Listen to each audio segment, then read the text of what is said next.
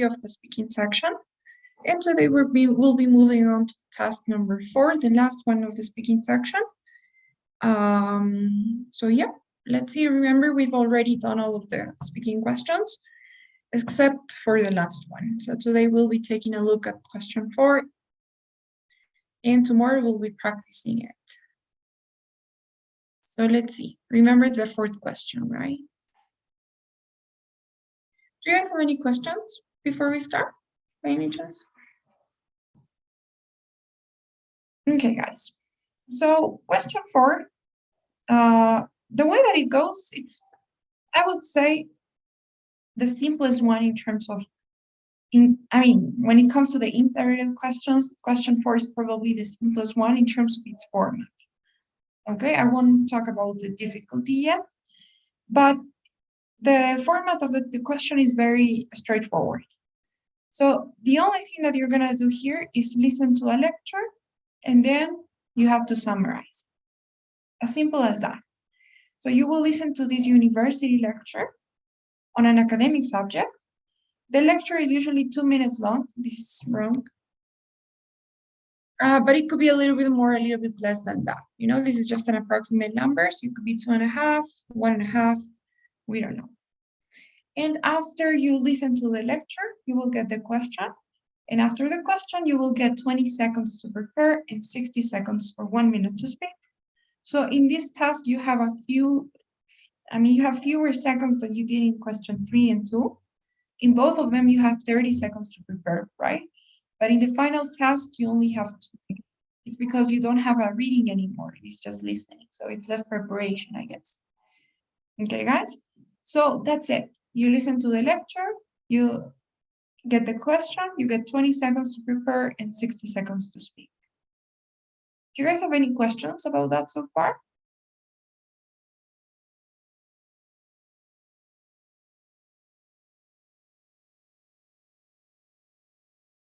Okay, guys. So the best thing we can do here is analyze the structure of the lecture, because good news is that you will always have the same structure in all lectures for this question. It's always the same. You know what to expect. You know what elements you're looking for. You know how the information will be delivered. So in the lecture, during the first 30, 45, maybe 20 seconds, what you will have is a short introduction. And in this introduction, the professor will talk about the topic, talk about the main topic of the lecture. Okay, so for example, just to give you guys an example, let's say that this lecture here is going to be about pollution. So in the introduction, you will have the main topic, which in this case will be pollution. And you may have a brief explanation of the topic. Maybe a definition, maybe an example, maybe a fun fact, anything to explain the main topic a little bit. Okay? And then, and this is the most important part, this topic will always be broken down or divided into 2 different subtopics. So there are going to be 2 divisions, 2 different subtopics aside from the main topic. So let's say we're talking about pollution, then maybe your 2 subtopics are going to be 2 types of pollution, or 2 effects of pollution, or 2 causes of pollution, 2 definitions of pollution. I don't know. You may have different types of things, but you will always have 2 of them. So let's say that we have 2 different types of pollution. In the first subtopic, we could have water contamination. And in the second one, maybe we have air pollution. Okay? So you will have 2 subtopics. And maybe this isn't always the case, but in most cases, you also have a short definition of each subtopic after the subtopic. So the professor will be like, so the first type of pollution is water contamination, which is when oceans or lakes or rivers, and then you have a brief explanation of the subtopic, right? In both cases. And after that, each subtopic will be illustrated by the professor with some examples. So the professor will give you 1 example for the first subtopic and another example for the second.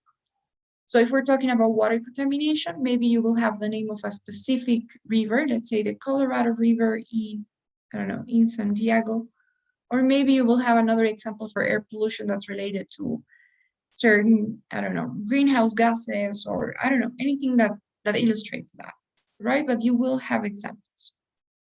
And that's it. That's what you guys will have.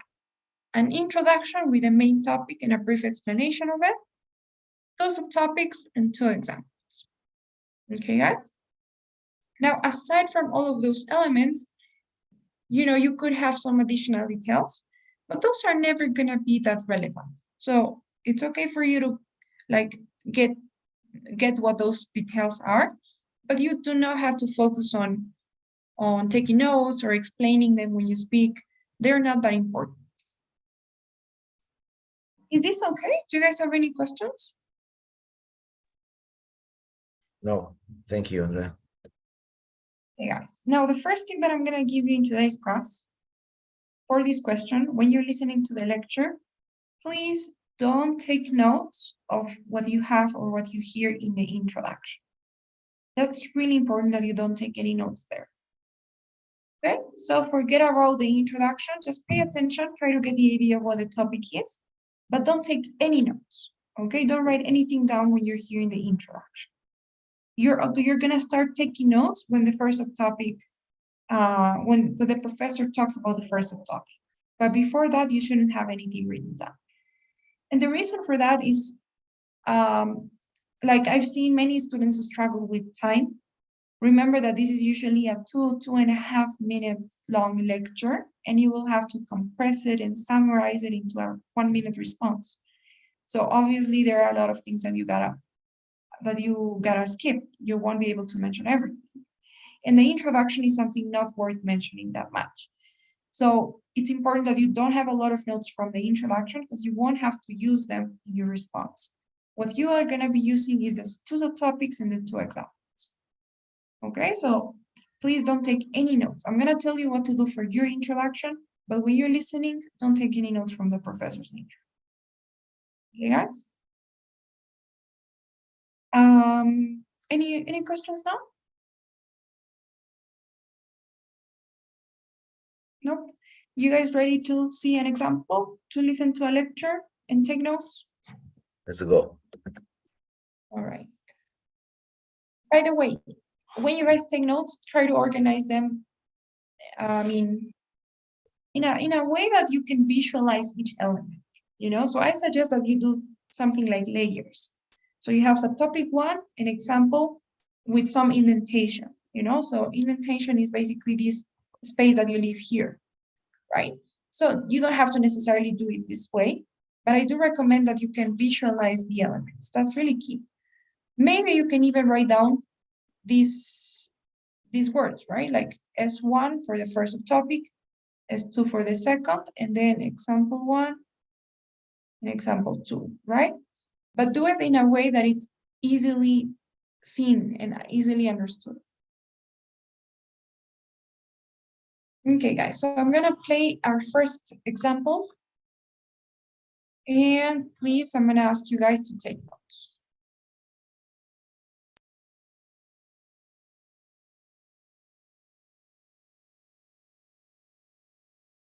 Listen to part of a lecture in a business class. If a consumer has to choose between 2 products, what determines the choice? Assume that someone, a purchaser, is choosing between 2 products that cost the same, okay? If people have a choice between 2 identically priced products, which one will they choose? They choose the one they think is of higher quality, of course. But what does it mean for a product to be a high-quality product? Well, business analysts usually speak of 2 major factors of quality. One factor is reliability, and the other is what we call features. So reliability. What's reliability? Well, a product is reliable if it works the way we expect it to work, if it can go a reasonable amount of time without needing repairs. If a product, a car for example, doesn't work the way it should and needs repairs too soon, we say it's unreliable. So product reliability means basically the absence of defects or problems that you weren't expecting. It used to be that when people thought about product quality, they thought mainly about reliability. Today, it's different. People do still care about reliability, don't get me wrong. It's just that manufacturing standards are now so high that, we'll take cars for example, today. Today's cars are very reliable. So reliability is important, but it's not going to be the deciding factor. So if reliability isn't the deciding factor anymore, what is? Features. All those extras, the things a product has that aren't really necessary, but that make it easier to use or that make it cool. For example, new cars today are loaded with features like electric windows, sunroofs, air conditioning, stereos, and so forth. When people are comparing products today, they look at features because reliability is pretty much equal across the board. And that's why manufacturers include so many features in their products. Using points and examples from the lecture, explain the two major factors of product quality and how their role in consumer decision-making has changed.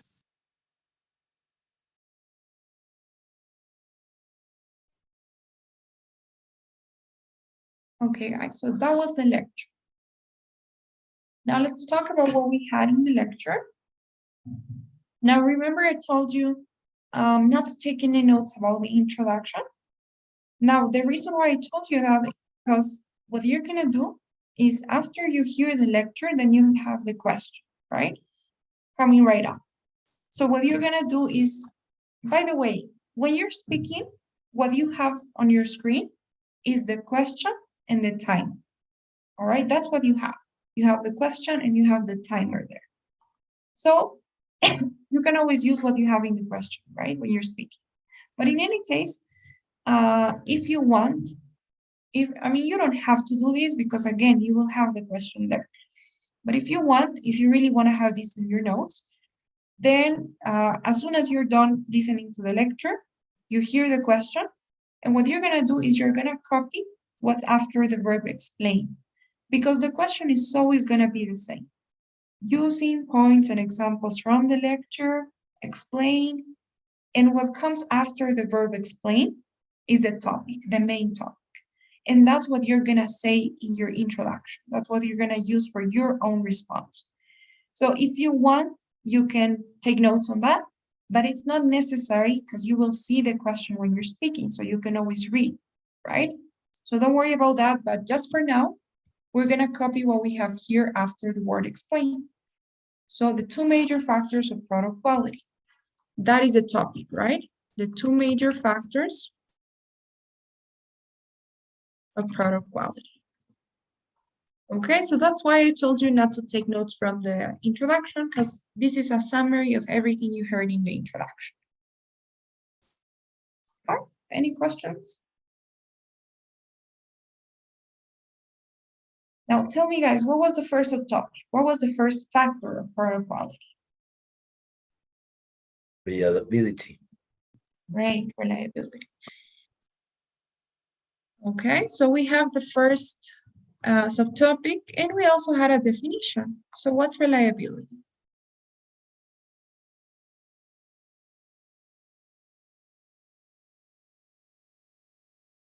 What's reliability? Absence of defects or problems in the product. Great. Anything else you guys want to say?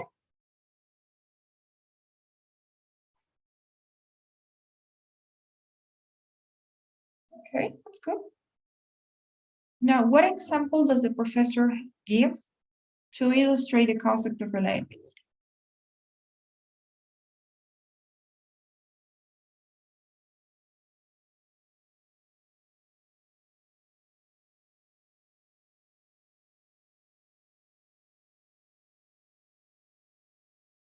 We talked about cars. Exactly. So what about them?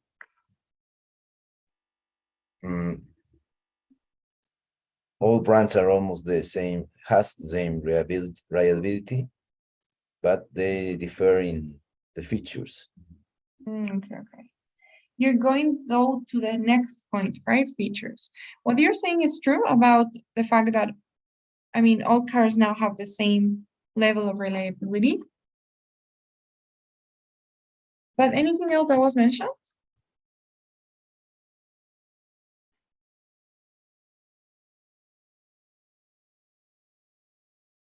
The professor says that a car will be reliable when it doesn't need repairs too soon after buying it, right? Yeah. So that's when a car is reliable.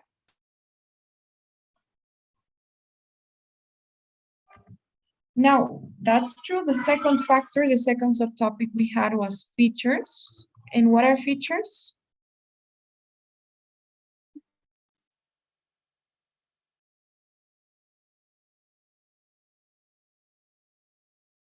He mentions the way to look good.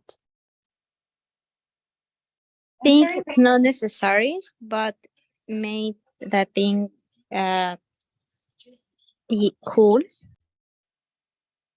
okay. What were you saying, Alejandra?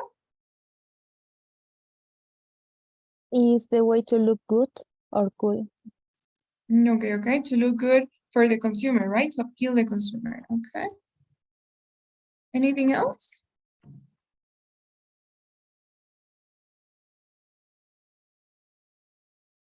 Okay, guys. And what about the example the professor gives for features? The new cars have a stereo, air conditioner. What else?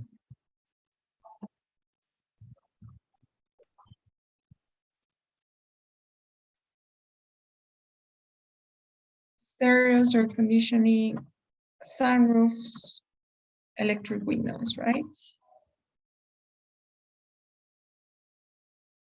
Okay, guys, good. And the deciding factor now is features, right? So Yeah. this is kind of how your notes should be. Of course, you're not supposed to have full sentences. You're not gonna wanna have like complete ideas or anything. You just wanna have some words that are gonna make you remember, right? Keywords.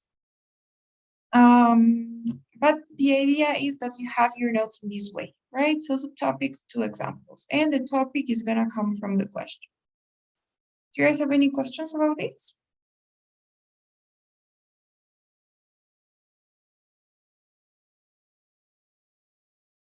All right, then in that case, by the way, don't forget to also write down on your notes the pronoun for the professor, right? In this case, it was a female professor.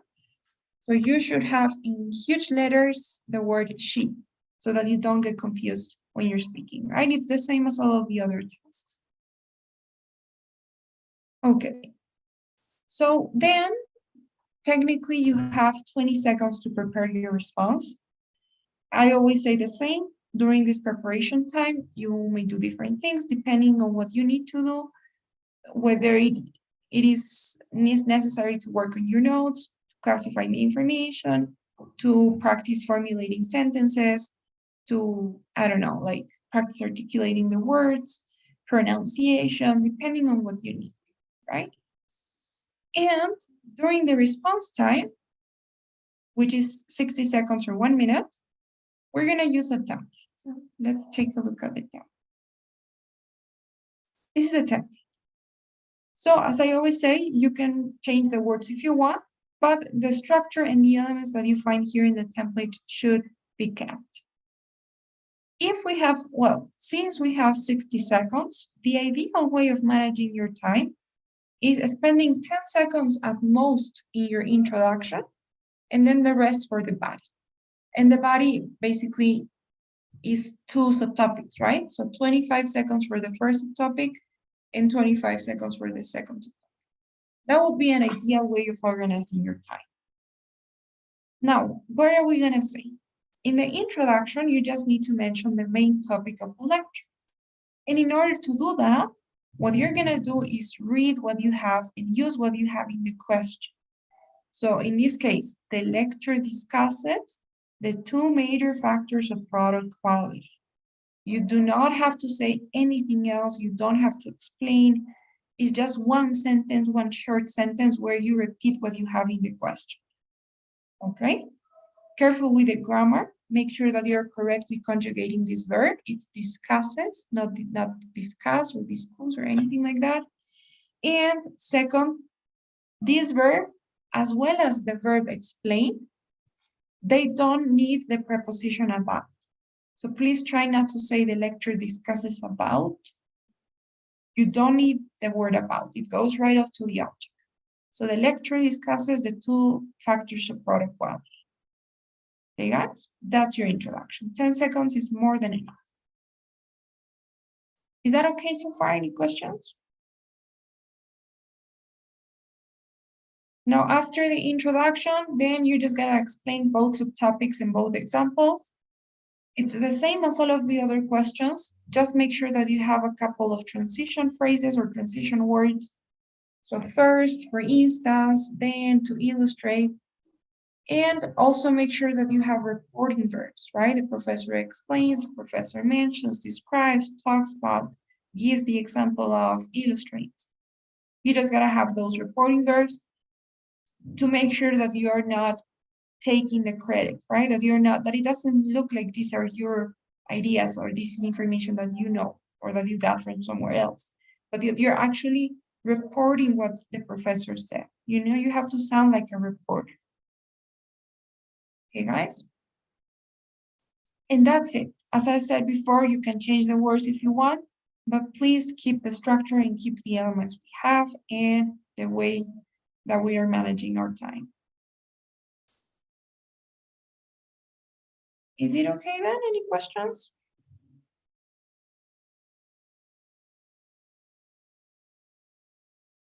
You don't need a conclusion, in case you're wondering. Unless, of course, you have extra time and you don't really know how to use that time, you can go with a short conclusion. But generally speaking, you don't need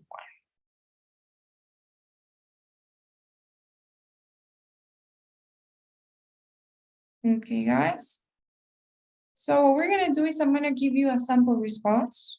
I'm gonna try so that you can see how I manage my time, how I deliver my response, the information that I do mention, the one that I don't.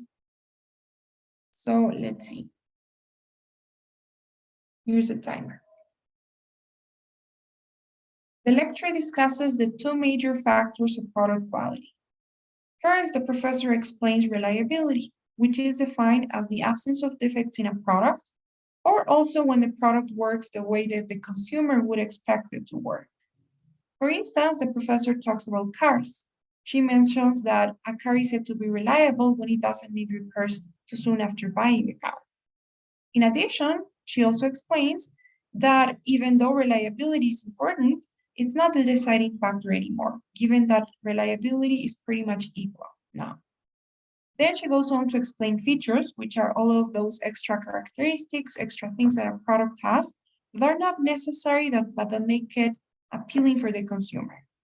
To illustrate, she gives the example of cars as well, and she explains that nowadays we have air conditioning, stereo, sunroofs, electric windows as features for cars. Right, so I almost ran out of time, but I made sure that I finished that idea. You know, I really wanted to say features is now the most important factor, but I didn't have time. So no problem if you don't say everything. Again, it's supposed to be a summary, not a transcript. So it's okay. But the important thing is that you get the idea of what I'm saying, right? And how I'm saying it. I try to use the times that I gave you, so 10 seconds at most for your introduction, but if you noticed, I used even less than that, right? I didn't even use 7 seconds, I think. And then 25 and 25 for each subtopic and example. Is it okay? Do you guys have any questions now that you heard my response?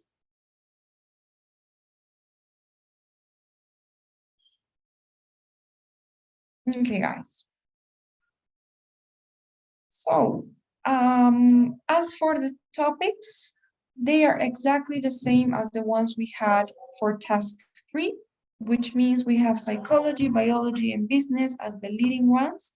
We just did a business sample. So we're gonna do psychology and biology now to make sure that we got everything. And obviously, there's a chance that you get something different as well. So it's exactly the same as question 3. Any questions about this?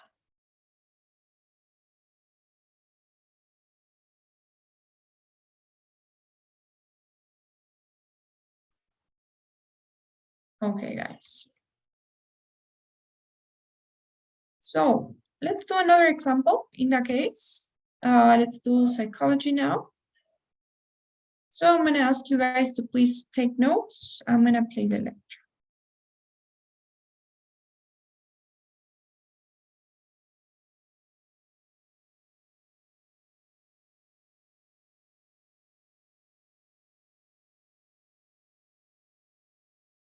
Now listen to part of a lecture in a psychology class. When people are in difficult situations, sometimes they experience feelings of helplessness or psychological pain. So what do? They unconsciously use strategies called defense mechanisms to protect themselves psychologically from their painful emotions. Let's say a woman has a pet dog. She's had this dog for a long time, and he's kept her company and guarded her for years, but one day he runs away.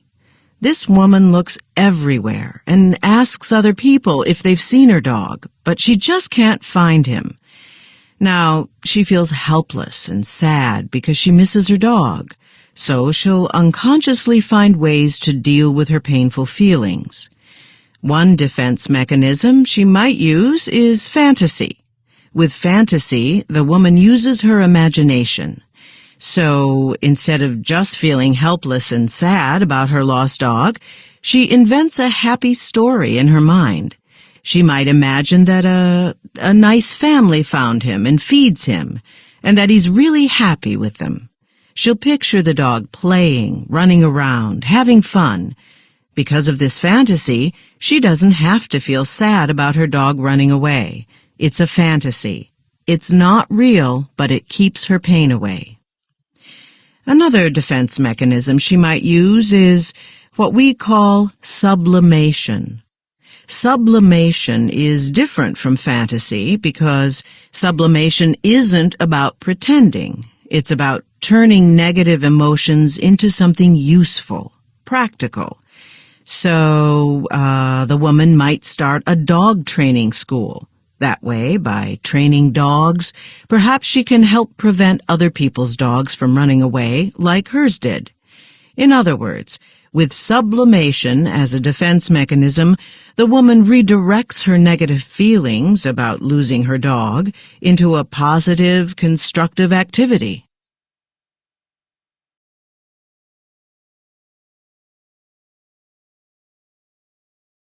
Okay, guys, so that was the lecture. Now the question says, using points and examples from the talk, describe the 2 defense mechanisms mentioned by the professor. Okay, 2 defense mechanisms mentioned by the professor. What we're gonna do now is I'm gonna give you all 20 seconds to prepare your responses. And then if you want, you can try, or if not, we'll do it together. So please prepare.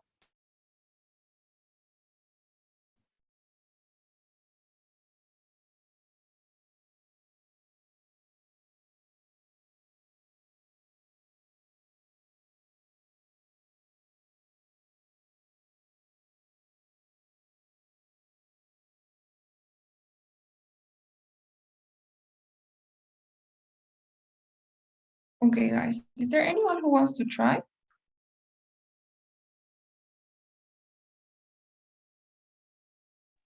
Me. Okay, great. Then please, you can go ahead now.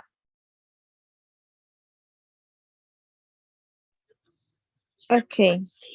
The lecture discusses 2 manners to overcome bad feelings.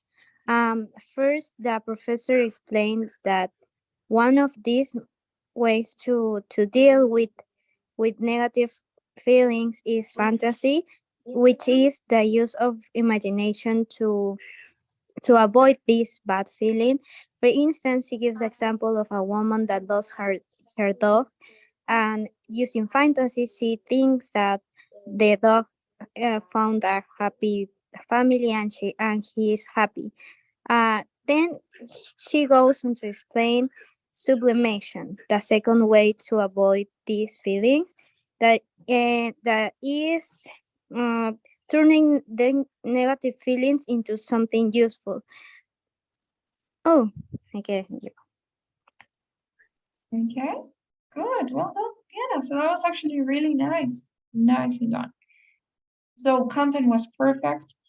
And I liked the way that you summarized both subtopics in both examples. You just had one definition, a short one, and you explained the examples right to the point, right?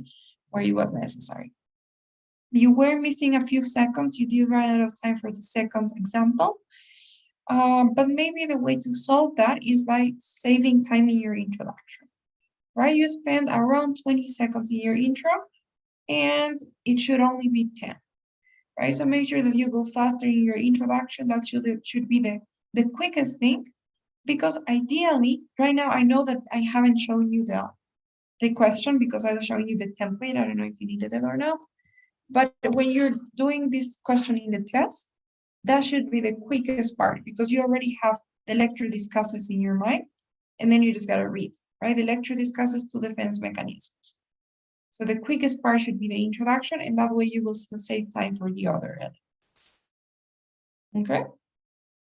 But other than that, it was great. It was almost perfect, Tatiana. Well done.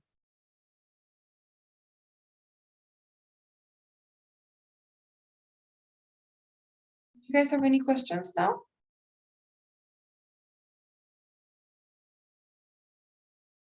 So we've done business, we've done psychology. Let's now do biology.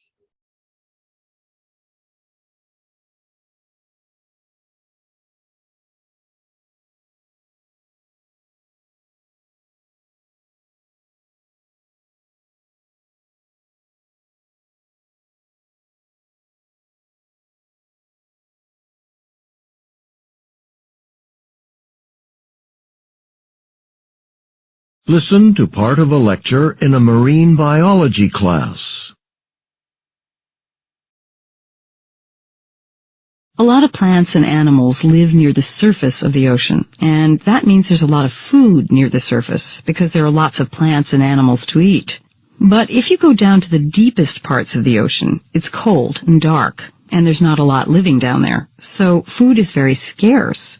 So organisms that live down at these great depths have developed special adaptations to help them survive in this environment where food is so hard to find. For example, many deep-sea organisms have body features that enable them to eat prey that are larger than themselves. A good example, there's a species of eel that has an enormous mouth and a large stomach that's capable of expanding. And these unusual features allow this eel to eat prey larger than itself. That's a big advantage, because if the eel eats something big, that's a lot of food, a lot of nutrition. So the eel can go for quite a while before it has to find food again. Another helpful adaptation in some deep-sea organisms is the ability to generate light. And some organisms use that light to help them capture food. For example, there's a kind of fish called the anglerfish, and on its head, this fish has a little structure that produces light, that glows in the dark. This little structure, this little light, is positioned close to the fish's mouth. Other fish are attracted to this light. They think it's something small they can eat, so they swim straight toward it, and that brings them close enough for the anglerfish to capture them and eat them.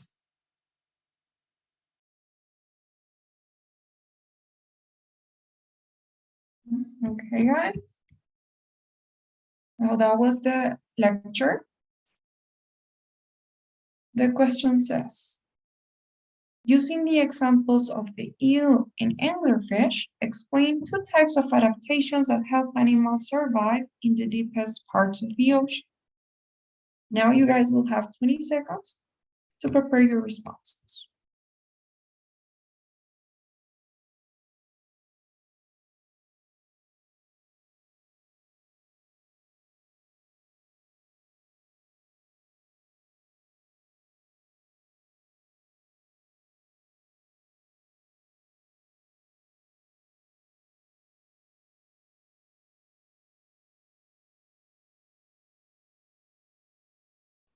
Okay. Does anyone want to try?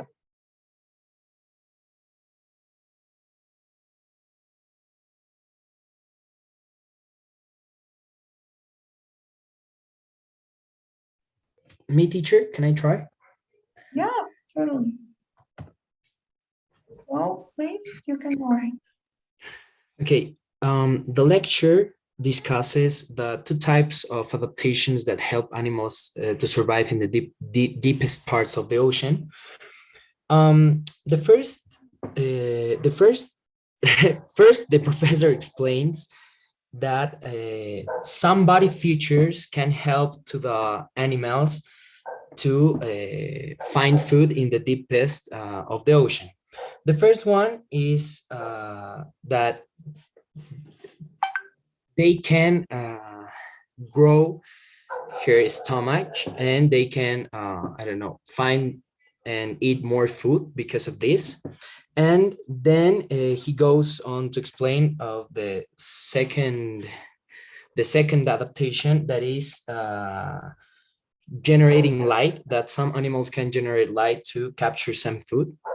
This is to illustrate that sorry, teacher, I have my brainstorm like so, estaba muy desordenado todo, pero eso, maybe the next one I can try again, sorry. Yeah, but it wasn't bad at all. It was actually really good and something that, well, when it comes to biology, identifying or differentiating the subtopics from the examples, but you did just fine differentiating the two of them. So I'm really glad. The only thing is that I had a question, teacher. The subtopic, it's like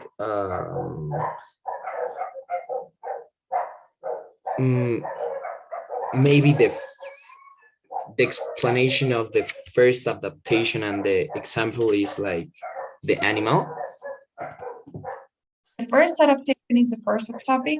The eel, which is the first animal, is the example. Oh, okay, thank you. And by the way, it's always going to be like this when you have biology topics.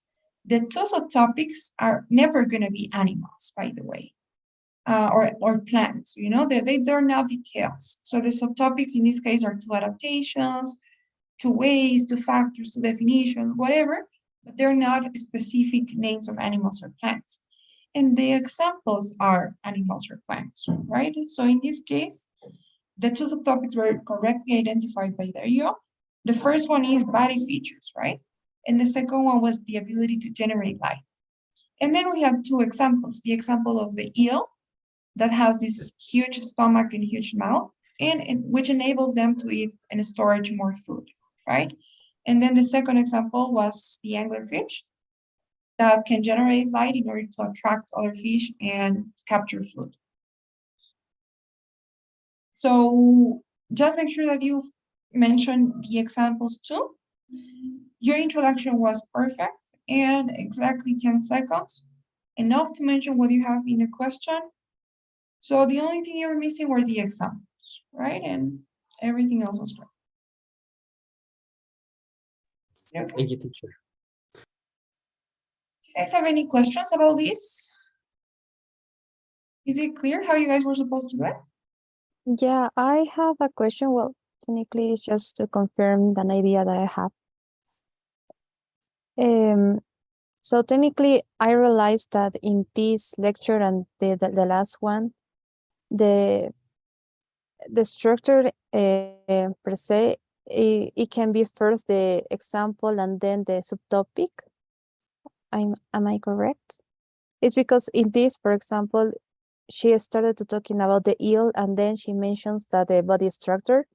So it was like, we're going to talk about the eels, and it's because they have this body structure really big or something like that.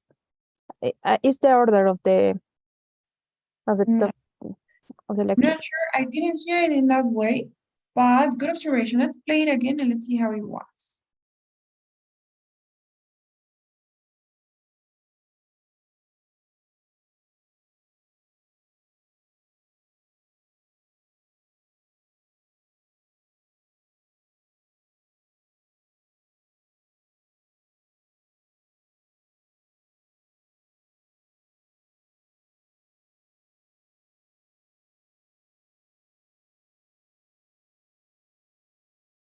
Means there's animals live near the surface of the ocean, and that means there's a lot of food near the surface because there are lots of plants and animals to eat. But if you go down to the deepest parts of the ocean, it's cold and dark, and there's not a lot living down there, so food is very scarce. So organisms that live down at these great depths have developed special adaptations to help them survive in this environment where food is so hard to find. For example, many deep-sea organisms have body features that enable them to eat prey that are larger than themselves. A good example, there's a species of eel. Right, so in this case, I think it was, well, even though the professor says, for example, she meant, for example, she meant examples of the adaptations, right? The two adaptations. And then she mentions the first one, and she says, well, some deep sea organisms have developed or have certain body features that allow them to eat prey larger than themselves, right? Something like that. And then she says, a good example of this is the eel. So you have first the subtopic, body features, which enable them or enable the animals to eat prey larger than themselves. For example, the eel, right? And then you have the details of the eel. The eel has a large stomach, a large mouth, which makes them able to storage and eat a lot of. Mhm. But in the last one, that it was about a woman who lost her dog. First, she mentioned about the woman, the experience of the woman, and then she mentioned the mechanism that was fantasy. So it is possible that maybe the order of the lecture can vary. Yes, it could happen. I haven't seen many examples of that case. I think that in the case of the woman, what the professor did was, so people, when they deal with difficult emotions, they have some certain defense mechanisms. And then you're right, she talks about the woman, right? And she says, so imagine if a woman has lost her dog, what is she gonna do? And then she talks about the first subtopic, right? With fantasy, which is this and this and that. And then she gives the example of what specifically she will do with fantasy, right? And same thing for the other. So it could happen. Maybe another case could possibly be that you have the two subtopics first, and then you have the two examples at the end, like half. That could also happen. And in those cases, you have two options. You can either, use that same template we're using, and you can order the information, subtopic example, subtopic example, because at the end of the day, for every subtopic you will have, it's going to have its own example. Or if you want, you can also follow the same structure as you had in the lecture. Like in the case of the woman, you can also structure your response like this. You could say, the lecture discusses defense mechanisms. In order to explain this, the professor, the professor uses the example of a woman who's lost her dog. And then you can say, first, the professor explains fantasy, or the defense mechanism that consists in fantasy, which is imagining a happy situation. For instance, and then you can refer back to the example, right? In the case of the woman, with fantasy, she will probably imagine that the dog was found by a nice family and is happy, right? So you could kind of include the example here in the introduction. The lecture discusses defense mechanisms, and the professor uses the example of a woman who's lost her dog to explain two defense mechanisms, right? And then you explain the first one and go back to the example. Explain the second one and go back to the example. So you can follow the same order, or you can use this order here. No problem. As long as it's easy to follow, And as long as it's understandable what's a topic and what example corresponds to what's a topic, then it's totally okay. Perfect, thank you. Okay, guys. Any other question?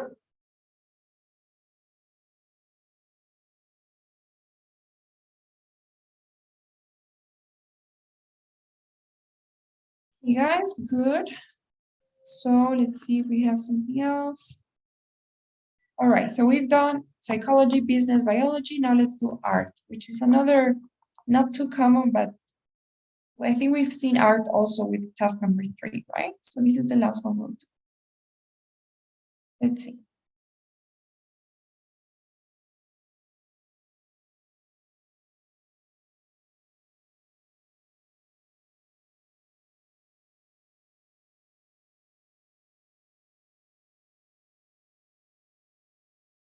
Listen to part of a talk in an art appreciation class. In order for art to communicate, to appeal to the emotions or the intellect, it has to combine various visual elements to express meaning or emotion. It's really the visual components of the work, things like color, texture, shape, lines, and how these elements work together that tell us something about the work. Artists combine and manipulate these visual elements to express a message or to create a mood. Think about how a painter might use color, for example. You all know from experience that different colors appeal in different ways to the senses and can convey different meanings. An artist chooses certain colors to evoke a particular mood and make powerful statements. The color red, for example, is a strong color and can conjure up strong emotions, such as extreme joy or excitement or even anger. Blue, on the other hand, is considered a cool color. Blue colors tend to have a calming effect on viewers. Another visual element important to art is texture. By texture, I mean the surface quality or feel of the work, its smoothness or roughness or softness. Now, of course, in some types of art, the texture is physical. It can actually be touched by the fingers. But in painting, for example, texture can be visual. The way an artist paints certain areas of a painting can create the illusion of texture, an object's smoothness or roughness or softness. A rough texture can evoke stronger emotions and strength, while a smooth texture is more calming and less emotional. As I said earlier, artists often combine elements to convey a message about the work. Take a painting that, say, uses a lot of strong colors like reds and oranges and uses brush strokes that are broad, wide sweeping brush strokes that suggest a rough texture. Well, these elements together can convey a wilder, more chaotic emotion in the viewer more than in, say, a painting with tiny, smooth brushstrokes and soft or pale colors. Artists use these visual effects and the senses they arouse to give meaning to their work. Using points and examples from the lecture, explain the importance of visual elements in painting.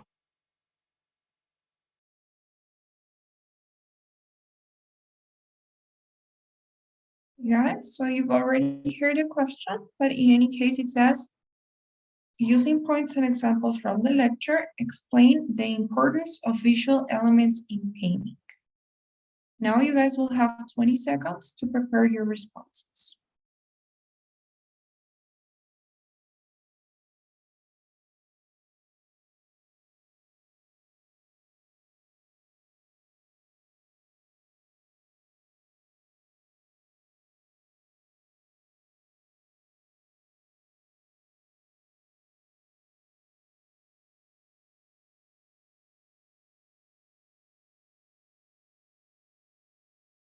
Okay, guys.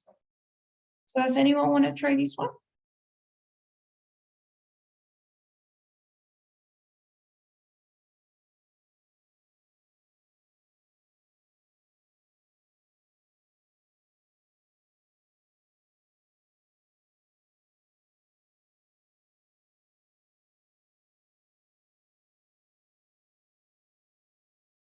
No one? Okay, we can analyze it together if you guys want.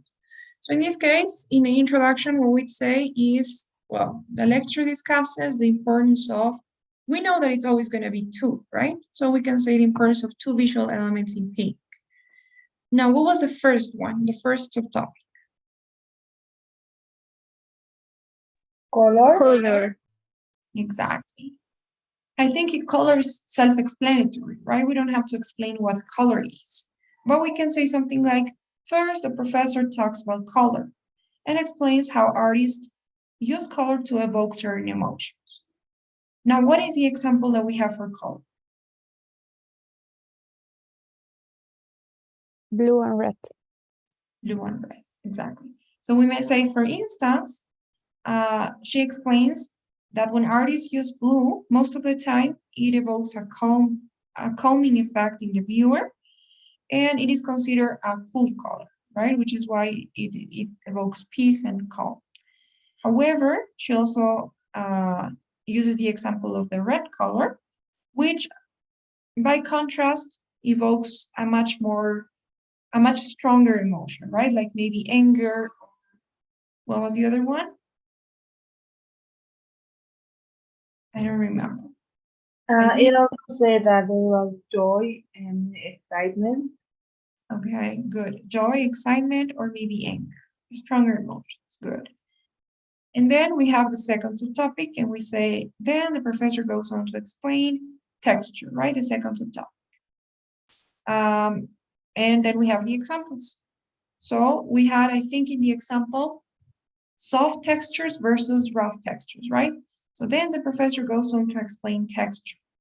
She says, or she states, that in painting, the texture can be visual, right? She gives the example of soft textures versus rough textures. Soft textures express, what do they express? Calmness. Okay, calmness and? Smoothness. Maybe. Okay, so the artist might paint, I don't know, maybe paint something using soft, I don't know, using a soft brush. However, if we have rough textures, then they express what? A chaotic emotion. A chaotic emotion. So if you have like harsh strokes of brush in the painting, then it's evoking a more chaotic emotion.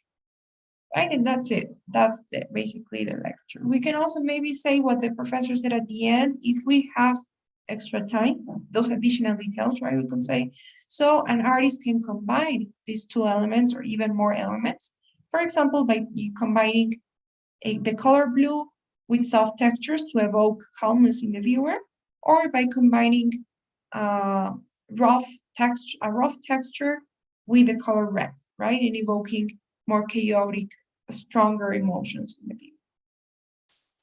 So that's it, it depends on how we organize the time, but that's basically the elements that you needed to have. The two subtopics, color and texture, and the two examples, blue versus red, rough textures versus soft textures. Is it okay? Do you guys have any questions in this case?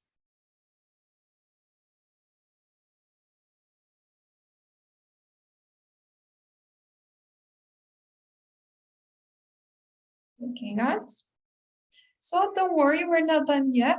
Tomorrow we'll continue practicing because I think we started today. So we'll be looking at other types of questions. I'm going to be giving you guys more feedback and probably more tips. Okay? No questions really before we go? Everything's clear? Yes. Okay, guys, perfect. In that case, please don't forget today's survey before we go. And I'll see you all tomorrow.